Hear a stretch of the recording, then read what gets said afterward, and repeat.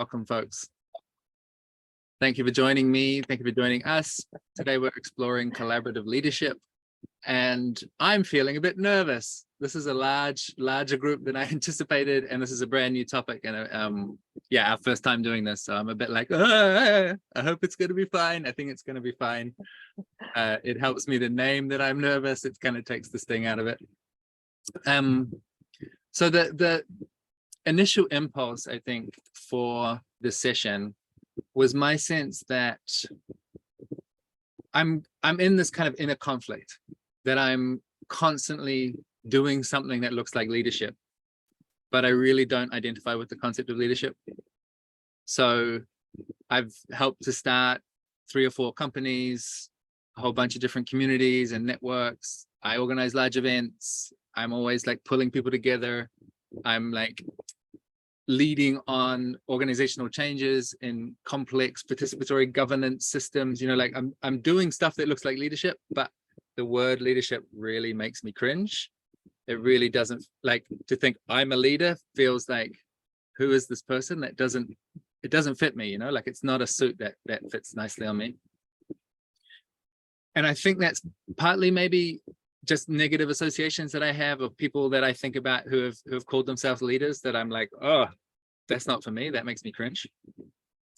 But I think it's more than just that cringe. I think it's also, yeah, I feel like we're trying to inhabit a different paradigm, you know, a paradigm of inclusion and participation and like horizontality, where everyone's voice matters and there's no superhero special person who like has all the answers, or like everyone's going to follow them. And so, yeah, the pictures that I have of leadership, the theories of leadership, the books about leadership, they really don't feel like a good fit for me.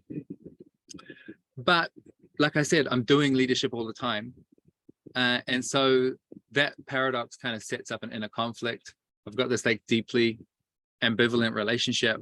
I think I'm like a bit contorted and twisted and get stuck on, like, I'm not in my easy intuitive flow on the topic, because I'm doing something and at the same time I'm feeling some inhibitions or some shame, or like, that's not me, you know, like it's just this complicated, messy, sort of fuzzy thing. And so my impulse for this session was like, let's switch the light on and look at this thing that I've been avoiding and take a closer look at it, and in the light maybe clarify some of the concepts, like what is a vision of leadership that I actually can inhabit and can embrace wholeheartedly, you know, that I can be enthusiastic about and say, yeah, that's me. I'm that kind of thing. I'm that kind of leader. I want to be able to find my way there. And so I thought we could figure it out together. So like Nati said, the vast majority of the session is going to be participatory. We're going to be meeting in small groups and talking to each other. If you're not in the mood for talking to each other, just drop off the call now and I'll send you the recording, and then you can just watch it passively. But we're going to be, yeah, you're going to be interacting with other human beings. Hope you're up for that. And we're going to start with a question. We're going to start with trying to connect with a positive role model, a positive vision, like a person that you look up to, someone who embodies that style of collaborative leadership that you want to emulate. You know, like we must, I'm sure all of us had some example, not just the negative examples I mentioned at the start, but some positive example of like, yeah, there was this person, this, I don't know, it could be a teacher, could be a coach, could be just a friend, you know, the way that they show up, or a colleague. I was thinking about this, like who's someone that embodies that collaborative leadership style that I want to inhabit. And my imagination immediately went to when I went to university, I moved into a house with 5 guys. And one of the guys there, I thought of him as the most amazing musician, and I really look up to him. And one day after we've been living together for a couple of months, he kind of tapped me on the shoulder and was like, Rich, I always hear you playing your guitar in your room by yourself every day. Do you want to join our band? Like, do you want to take the stage with me? And that was like such a mind-blowing concept, that I could be in a band. Like I'd never performed, I'd never written a song. Like I was just like noodling by myself on my guitar. I really thought it was a private, small thing. And having this this person that I look up to giving me the invitation and saying, Rich, I want you to join my band, was like, it just changed my image of myself, you know, really blew my mind. And he pushed me out of my comfort zone in a way that was really supportive. Like, it wasn't like, Rich, you should go and start a band. It's like, no, come with me, get on stage with me. So that's just like a micro example of where someone made a real difference in my life, and they were further down the path than I was on a certain area of expertise, and they really created an amazing context for me that, yeah, if it weren't for them, maybe I never would have joined a band, you know, maybe I never really would have been a good musician of any kind. So they made a big impact. So yeah, I'm hoping that each of you have got your own version of this story, you know, just some moment where someone embodied the style of collaborative leadership that you wanted to emulate. And if you can call one of those examples to mind, we'll put you in a breakout group with just a couple of other people, and you can share, just tell the story. It's going to be a quick breakout. I think we've only got like 10, 12 minutes. There'll be a timer in the corner. So it's going to be like a snappy,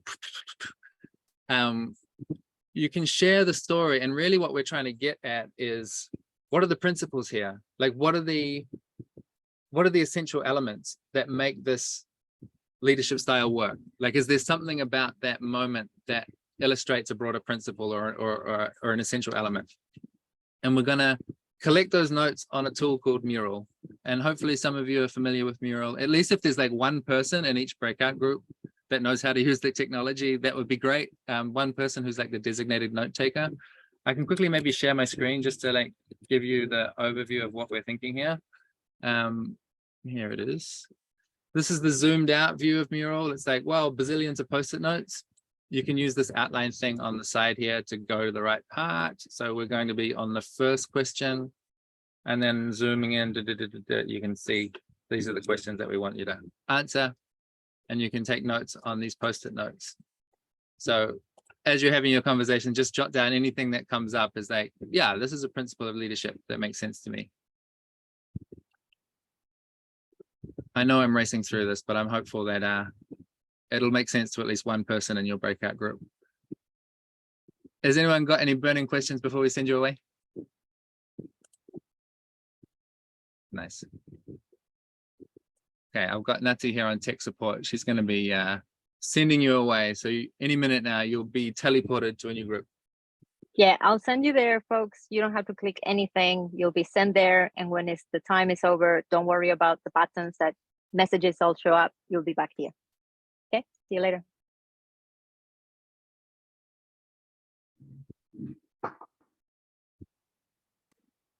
Welcome back, folks. I know that was a very short breakout, but just judging by what I'm seeing on the Mural board, there's lots of really great notes coming in, some things I can see. We haven't really got time to hear from 50 people, but what I'm seeing in these notes, I think I'm gonna have to spend time with it and digest it and send back a summary of what I'm seeing here. There's a bunch of stuff about listening, about humility, about leading with questions, about the role of inspiration. Some people wrote some very good anti-leadership notes, which I like, about being strict and having no emotional intelligence. That's great. Yeah, like I say, I'm going to digest this and send this back because it's like kind of an overwhelming amount of awesome suggestions here. I also wanted to talk about, like, it's nice to connect with these positive role models, right? And to think about like, oh yeah, that's who I want to be when I grow up. But I also wanted to talk about what goes wrong, or like what can be challenging about this. So in my own experience, because I've got this inner conflict, I find myself being clumsy sometimes, or like getting really stuck when I'm supposed to be leading, but I don't want to be. And Nati and I today, we went for a walk in the forest. By the way, that background in Nati's video, that's real. We're really in the forest. That's not like a fake Zoom thing. We were walking up there and bringing to mind some recent examples of just people we've been working with and situations we've been in personally, where it feels like a failure of leadership in a collaborative context. And so like a whole bunch of examples popped up. So I just want to like quickly rattle off a few of these and see if you recognize yourself in any of these situations. So there's one group that we've worked with that they're officially the leaders. They're in a large organization and they're officially the leadership team, but because of their values of, you know, inclusion and collaboration and horizontality, none of them want that leadership role. They're all basically in some implicit, informal way, they're like abdicating that responsibility. And officially it's their job. All of the other people that are don't have that job are looking to them to do something, but all of them have that deep cringe like me, and they're like not doing anything with it. And so there's this real lack of movement in the system. It's like stagnant water. There's no life in it. Another example that came to mind of a challenge is someone who's like amazing, brilliant, really is a creative thinker, like really has a high quality of work, like the way that they do everything. And sometimes when they're leading, when what they should be doing is like encouraging and supporting other people, they just have such a high standard of quality that it comes out as like perfectionism and micromanagement. You know, it's really critical, and I can feel that I'm trying to live up to their expectations and not really delivering. And there's this like awkward interpersonal subtle thing where it's like, I know you're subtly disappointed in me, and their incredibly high standards are like unattainable, and it kind of affects all the people around them. Someone I talked to yesterday actually is in a situation where they have a lot of expertise on a topic because they've been working in this field for a very long time, and they're trying to be collaborative, they're trying to be inclusive, so they've got a big team around them. And there's a specific decision where this person who, like I say, they have a lot of expertise, they're the founder of the project, they started it, they knew what the right decision was, but instead of making the right decision, they went through an awkward consensus building process that resulted in this patchwork compromise of like 13 different solutions awkwardly jammed together. That really was a low quality decision that no one loved, but they didn't feel like they had the mandate or the permission to just make the call and say, we should do it this way because it's right, and trust me. They couldn't do that, you know. They didn't feel like they had that social permission to be able to do that. I've certainly been in that position too. Speaking of my own flaws as a leader, I've got a lot of situations where I've kind of misread someone's readiness, where I'm trying to support them to take on a role. I'm trying to like equip them and say, you know, here's your objectives, here's your success criteria, go and find your own path, you know, when actually they're not ready for that level of autonomy. What they need is like quite specific, detailed instruction to start with, to say like, can you do this specific task in this specific way, and come and talk to me if you get confused or stuck. They need that kind of like highly detailed, specified thing while they're finding their position. And me trying to jump ahead and give them these high level objectives actually puts them in a really awkward position where they don't know how to succeed, and they're like really uncertain and feeling like a failure. So there's this balancing act of like finding what's the level of autonomy that someone's actually ready for, and meeting them there, and then encouraging them to take that next step forward. And I sometimes get too enthusiastic and like ask someone to run before they're ready to walk. Another example that Nati reminded me of that we've seen many times, people that are in a formal leadership position in a more hierarchical organizing context, that read a book like Reinventing Organizations, or they go to a meetup, or they go to a retreat, and they get really excited about, we're going to be teal, we're going to be decentralized, we're going to be horizontal, and they try to impose democracy on their group. They try and like somehow coerce everyone to be a participatory bottom up. Like it doesn't, it's just like those things don't work. There's like somehow that's got to be a bottom up initiative, right? Like people have to claim their position as like a participant in a democratic system. You can't enforce it from the top down. So this is just like the first couple of things that came to mind as we were walking, and like as we got underway, we started making a list of like 15, 20, 30, 40 different pitfalls of like what goes wrong when we're tripped up about this collaborative leadership stuff. And I'm sure you've each got your own version of this. And that's that's the next breakout group, is we want to hear and share with each other, like, what are your leadership challenges? What are you trying to do and bumping into and like getting stuck on? Like what is what's keeping you up at night, maybe is one way to think about this. So any kind of collaborative leadership challenge that you're facing. Share that with your crew, with your little breakout group. And ideally, you'll be able to share those reasonably quickly, and then just choose one of them from the group to go a little deeper on. So I think we're going to have like 20 minutes in this breakout. So there's a little bit more breathing room. See if you can support this person to get more clarity on the challenge that they're facing, and really unpick it a bit together and like examine it like scientists. And yeah, you can bring a coaching mindset. So rather than like, oh, I've heard about that problem and I don't know what you should do this, which is not a very collaborative way to support someone. You can show up with questions. You can bring curiosity and help them understand the situation better. And maybe through that process of deepening your understanding, yeah, there'll be some good suggestions and good ideas will come out of that. But try and drive it from questions rather than like, you should do this and you should do that. So Nati has dropped a whole bunch of suggestions of the types of questions you can use. Those questions are also reproduced on the mural board. I'll share my screen again just to show you what we're doing on the mural. Here is the outline view. It's probably already open on your screen. If you hit there, number 2, challenges and solutions. This is a note taking place to drop any notes you have in your conversation about what kind of leadership challenges you're facing, and yeah, what kind of solutions bubble up from your conversation. Here's the list of coaching questions that you might find helpful. Or just follow your intuition and don't worry too much about the instructions, just have a good conversation with each other. The important thing for us is we just want to see your notes so that we can, yeah, inform our digestion of how we're understanding this topic. Once again, I just want to make a space. If anyone is confused about what's happening, please do unmute yourself and we'll make sure to clarify before we send you away.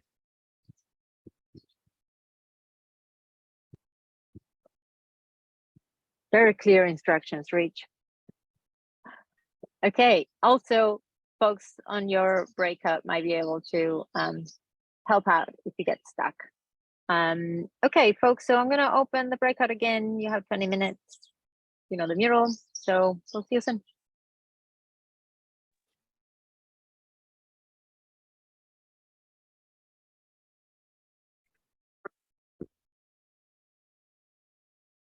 Welcome back, everybody.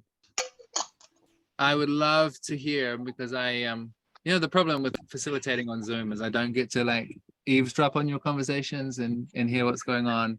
I don't have a feel for it. So I would love to hear if anyone can share a little bit about what happened in your conversations. Like what was there anything that someone else said that really struck you? Like, there's something there.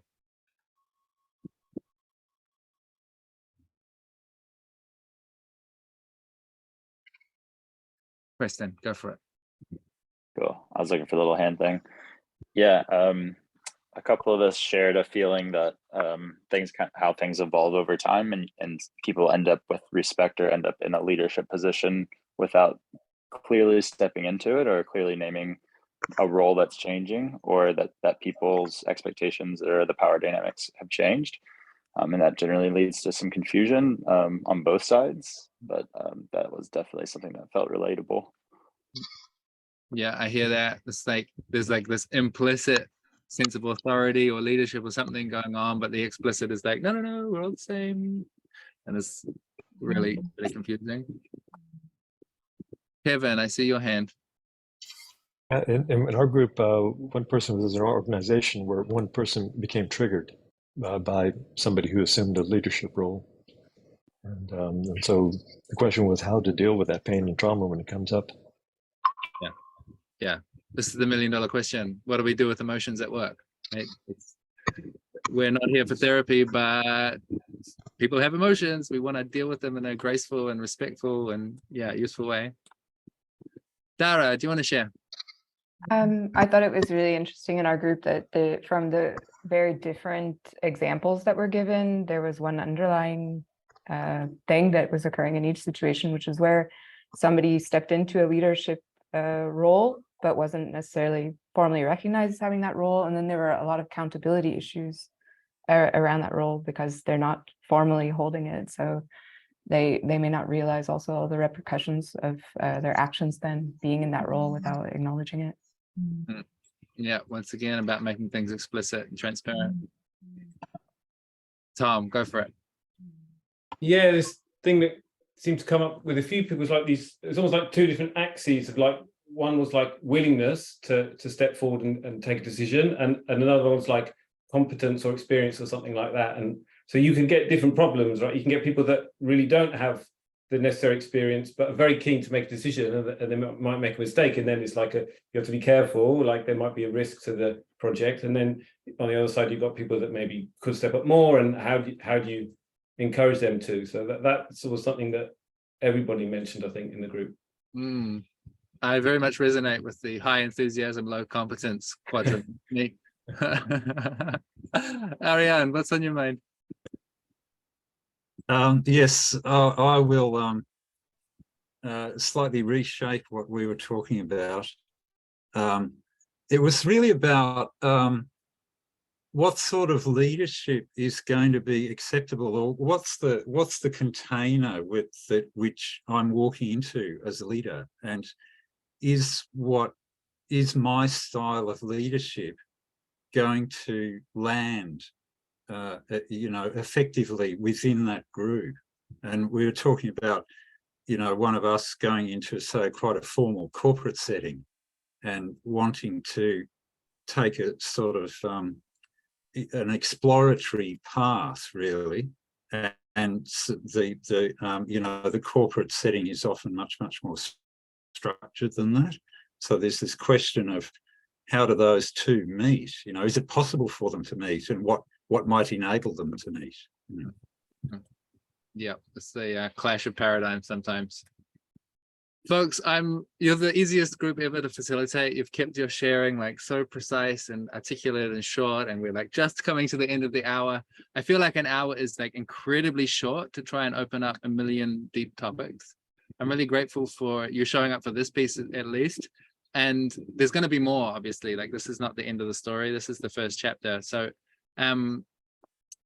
my request for you as you're leaving the room, or afterwards, or like when you wake up at 3 o'clock in the morning tonight, whatever, we would love some kind of input, any kind of input that you can offer into what we're doing here, which is we're developing a whole new curriculum, a new training program, a new way of framework, way of talking, thinking about leadership. So if you've got any ideas, if you've got any burning questions, any suggestions, anything like that, there's a little space at the bottom of the mural board that we would just to love. Yeah, any kind of top of the mind, random thinking, lateral thinking, it's all welcome at this stage. But just like feed me with the ideas and questions, and we'll we're going to digest this and try and turn it into something useful.